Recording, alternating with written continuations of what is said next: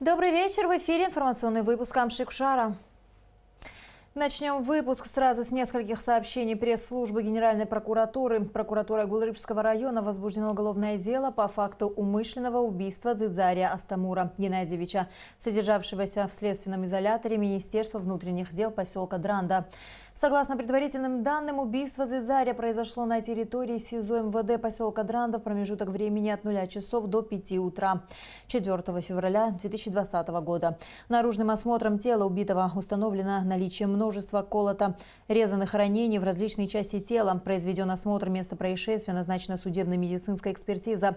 Проводятся оперативно-следственные мероприятия по установлению лица, совершившего данное преступление. Убитый Астамур Дзидзарий обвинялся предварительным следствием в соучастии убийства гражданина Озган Дмитрия Валиковича, имевшего место 8 ноября 2017 года в городе Гудаута, а также в незаконном приобретении огнестрельного оружия. Уголовное дело в отношении последнего и других соучастников в настоящее время находится на завершающей стадии рассмотрения в Верховном суде Абхазии.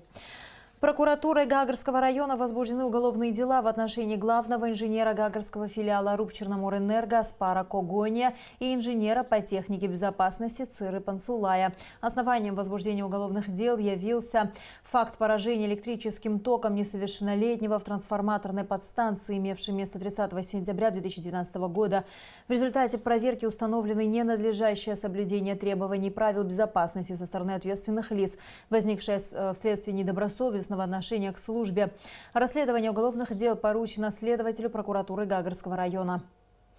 Указом генерального прокурора Абхазии начальник следственной части Следственного управления Генпрокуратуры Адамур Тарба освобожден от занимаемой должности. Как отмечается в сообщении, по результатам изучения материалов проверок сообщений о преступлениях, а также уголовных дел по тяжким и особо тяжким преступлениям, вызвавшим общественный резонанс ввиду некачественного и поверхностного расследования и изучения уголовных дел, а также принятия необоснованных решений, повлекших прекращение уголовного преследования лиц с последующим освобождением из-под стражи. По результатам проверки еще ряд сотрудников подвергнуты дисциплинарным взысканиям.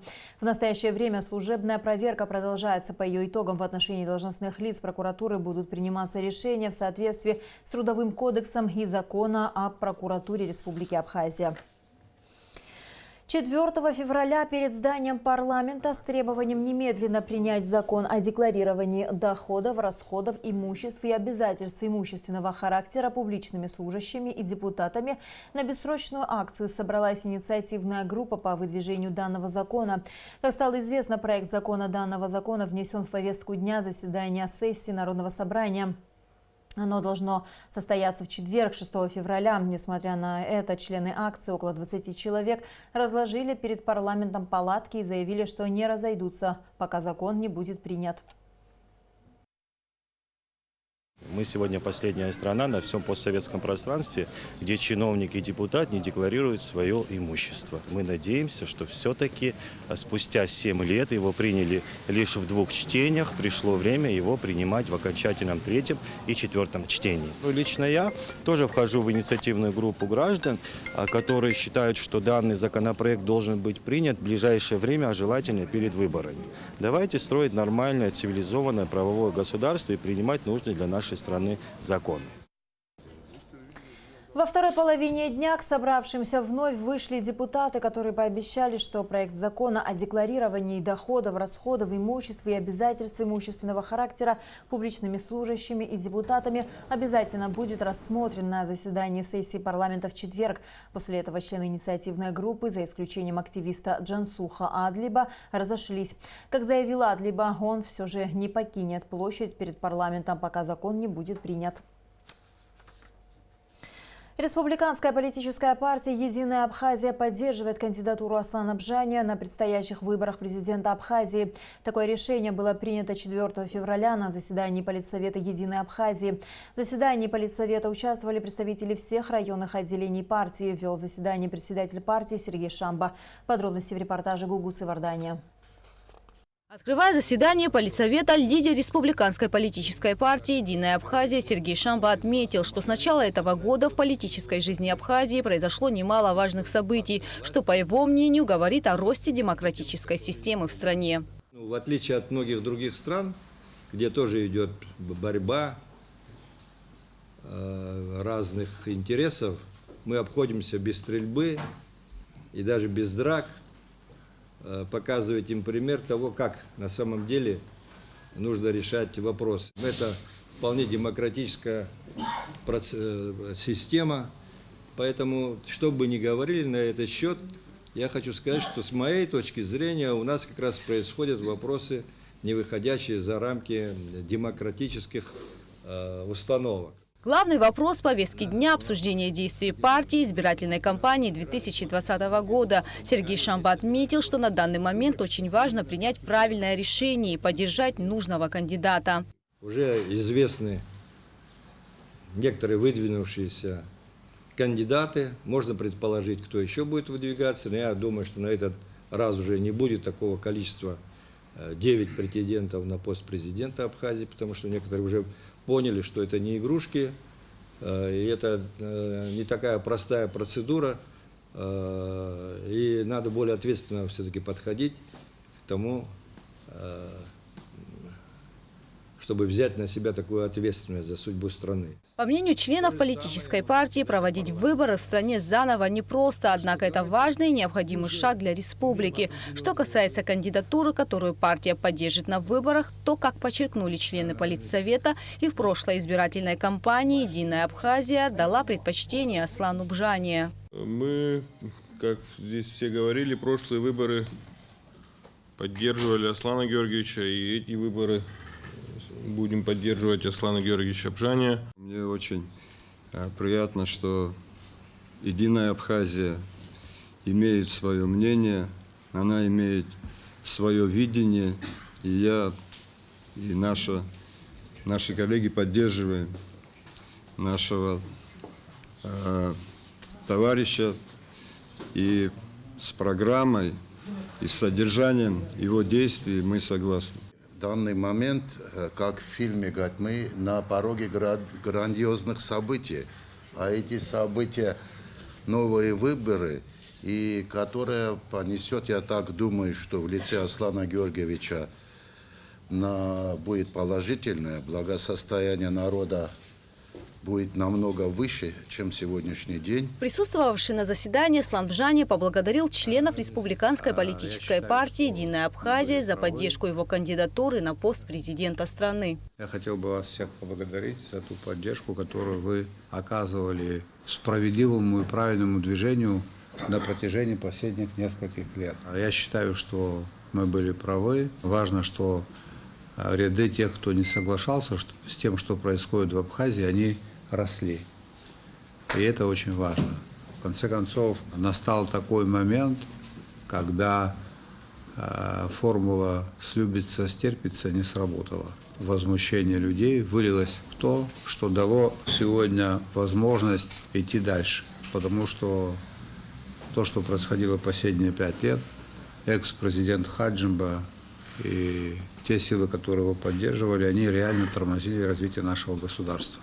Сегодня новый этап, выборы, судя по всему, как это обычно у нас в Абхазии бывает, они не будут простые, но мы не собираемся никому ничего уступать. Мы одержим победу, я в этом не сомневаюсь ни на одну секунду. В завершении встречи Аслан Бжане сообщил своим сторонникам, что формирование предвыборных штабов начнется в ближайшее время. Гугу Савардания, Алексей Гухава, Абхазское телевидение. Более 2000 заболевших детей в течение месяца, порядка 100 из которых были госпитализированы за это время. В республике наблюдается сезонная вспышка заболеваемости ОРВИ. Врачи-педиатры Центральной детской больницы круглосуточно ведут прием. С 1 января 2020 года в детской республиканской больнице осмотрено более 2000 детей в возрасте до 15 лет, 1500 из которых переболели ОРВИ, а остальным был поставлен диагноз острой вирусной инфекции.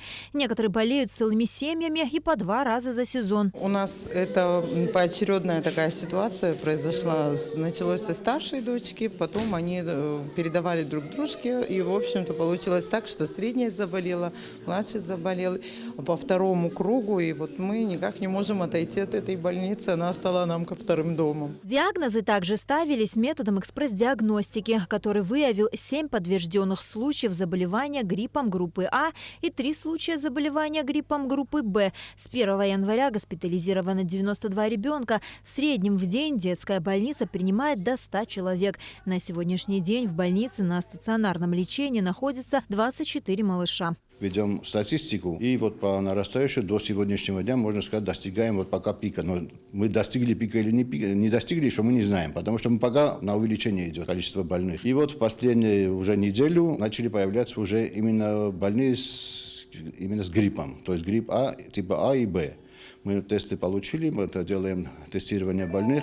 И тоже по нарастающей у нас тоже получается, что были сначала 1-2, уже в последний день 2, несколько 10 было, самое количество 10 больных, а за один день было зарегистрировано.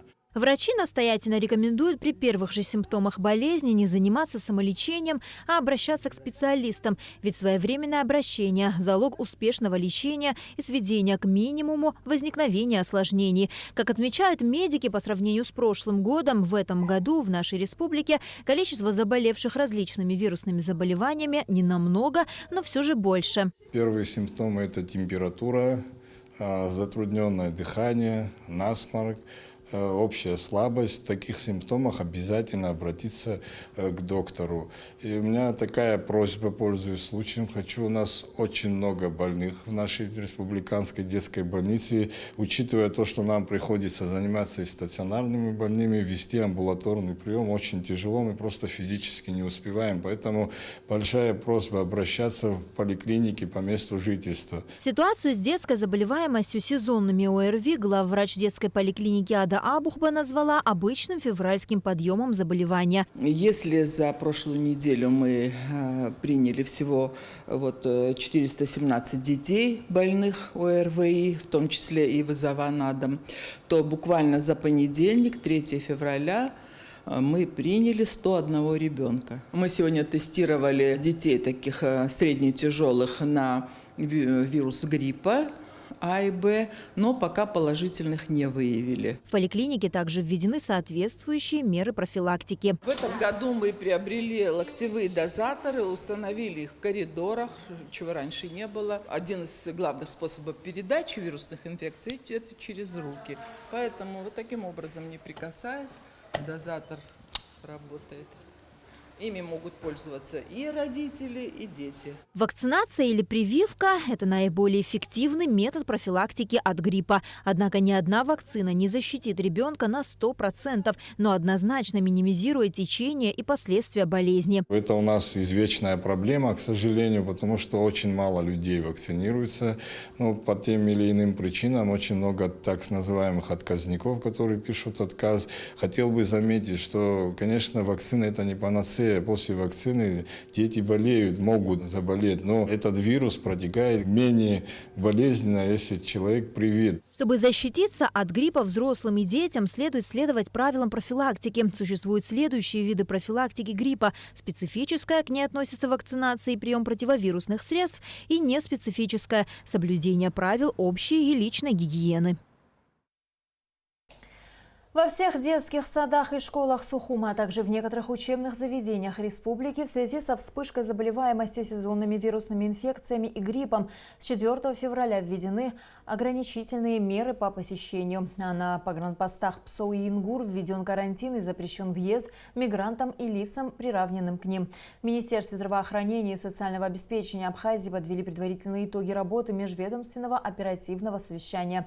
Подробности в репортаже Сари Кварцхелия.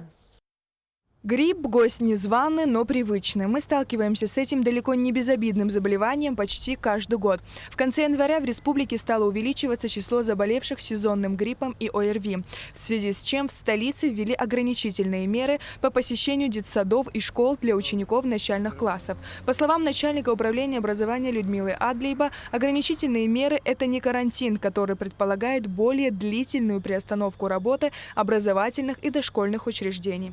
Когда уже процент неявки детей в сады и в школы превысило 60%, тогда Беляева Алла Ивановна, главный санитарный врач города, она предложила сделать временные ограничения в детских садах и в начальной школе, то есть с 1 по 4 класс по всему городу. Мы поставили в известность главу администрации Кварчиакана, управляющего горздравом ВОБа и, конечно, посоветовались с Министерством образования, решили с 4 по 10 февраля ограничить доступ детей, больных в школу. Чтобы выяснить, какова посещаемость учебных заведений, наша съемочная группа направилась в столичные школы. Например, в 4-й Сухумской средней школе имени Дмитрия Гулия отсутствует 80% учащихся. В школе у нас обучаются 1152 учащиеся. Из них, как вы знаете, уже, наверное, слышали, что вчера был приказ, и начальная школа сегодня в школу не пришли, а вот в старших классах сегодня всего, мы их посчитали, кто пришел, 122, а отсутствует 414 учащихся. Все это время мы замечаем, что с каждым днем все больше и больше заболевают дети этим гриппом. И плюс еще, что я хочу сказать, что не только учащиеся, но и учителя тоже болеют. Например, сегодня отсутствует 9 учителей. По словам директора 10-й средней школы Аиды Кварчиеля, из 615 учащихся с 5 по 11 классы отсутствуют 402 человека. Нужно отметить, что в числе заболевших ОРВИ и преподаватели. Ситуацию с заболеваемостью сезонным гриппом и ОРВИ 4 февраля обсудили в Минздраве. Кроме того, в рамках состоявшегося с участием руководителей Минпросвещения, МЧС и миграционной службы были подведены предварительные итоги работы межведомственного оперативного совещания. Как сообщила главный санитарный врач республики Людмила Скорик, с 4 февраля введен карантин на погранпостах Псоу и Ингур и запрещен въезд мигрантам и лицам, приравненным к ним. По итогам данного совещания, которое прошло сейчас в Министерстве здравоохранения и социального обеспечения Республики Абхазия, сделаны были такие выводы, что ограничительные мероприятия по школьным, дошкольным учреждениям будут вестись не по всей республике, а выборочно по тем объектам, которые действительно имеют подтвержденную заболеваемость среди детей. То есть, если детки, вернее родители с детьми обращаются в лечебные учреждения дают нам экстренные извещения, подтверждают, что данные дети из данного образовательного учреждения заболели, только в таких случаях будет накладываться карантин или ограничительные мероприятия. На совещании в Министерстве здравоохранения присутствовали соответствующие службы пограничные и миграционные, только для того, чтобы ввести карантин на границах Псоу и Ингур по въезду мигрантов и лиц, приравненных к ним, ввиду того, чтобы защитить население Республики Абхазия и, естественно, всю нашу территорию от завоза коронавирусной инфекции. Конечно же, ситуация с заболеваемостью сезонными вирусными инфекциями в республике непростая. Однако, как заявляют специалисты, до порога эпидемиологической ситуации далеко. Поэтому медики призывают население не паниковать, не заниматься самолечением и вовремя обращаться к специалистам. Сария Гварацхеля, Алексей Баструков, Абхазское телевидение. Наша съемочная группа выехала на государственную границу Ингур, чтобы выяснить, какие именно профилактические работы проводятся в приграничном районе по недопущению проникновения в Абхазию вирусных заболеваний. Смотрите репортаж Алики Трапш. С 27 января с 7 утра до 7 вечера на границе дежурит бригада галских врачей. Все граждане, пересекающие госграницу, проходят осмотр в передвижном флюорографическом комплексе. Медики проводят бесконтактное измерение температуры тела. Если у человека повышенная температура, то его просят пройти флюорографическое обследование. Здесь проводим первый этап обследования всех тех, которые тут проходят. Каждый день проводим термометрию и почти не проводили флюорографию, потому что у всех была температура нормальная. ОРЗ есть, ОРВИ не было. Значит, ОРВИ отличается тем, что есть температура высокая, но с высокими температурами не ходят на границах. Такое обследование проходит около 800 человек ежедневно. Больше, чем за неделю прошли осмотр около 6 тысяч человек. Серьезных заболеваний выявлено не было. В основном у людей был обнаружен ОРЗ и бронхит. Сами жители района признаются, что не против такой процедуры прохождения осмотра. Желательно проверять. Неплохо. При первом подозрении на наличие вируса жители района направляются в ЦРБ города Гал. По словам руководства ЦРБ, вспышки острых респираторных вирусных заболеваний в Галском районе не выявлено.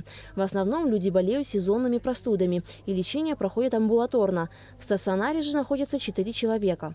К нам обращаются в основном детское население. Детское население всегда оно превалирует, то есть обращение всегда много за сутки обращаются. Средняя цифра 50 детей. Повышение температуры тела, насморк. Но, слава богу, в этом году у нас не было осложнений, то есть не было пневмонии, то, что приводило к летальным исходам. Профилактические работы по недопущению проникновения в Абхазию вирусных заболеваний на государственной границе по реке Ингур будут проводиться до 27 марта. Аля Катрапшин, Алла Гухава, Абхазское телевидение. Из-за схода снежных лавин въезд на территорию Рицинского реликтового парка запрещен. Об этом информагентство «Обснапресс» сообщил лесничий нацпарка Тенгиз Джергеня.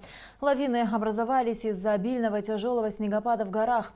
За ночь выпало 2 лавины. Одна за территорией парка, которая почти перекрыла дорогу, другая не создала больших помех. Но стоит отметить, что из-за лавин вдоль дорог много повальных деревьев, уточнил Джергеня. За ночь 4 февраля выпало порядка 60-70 сантиметров снега.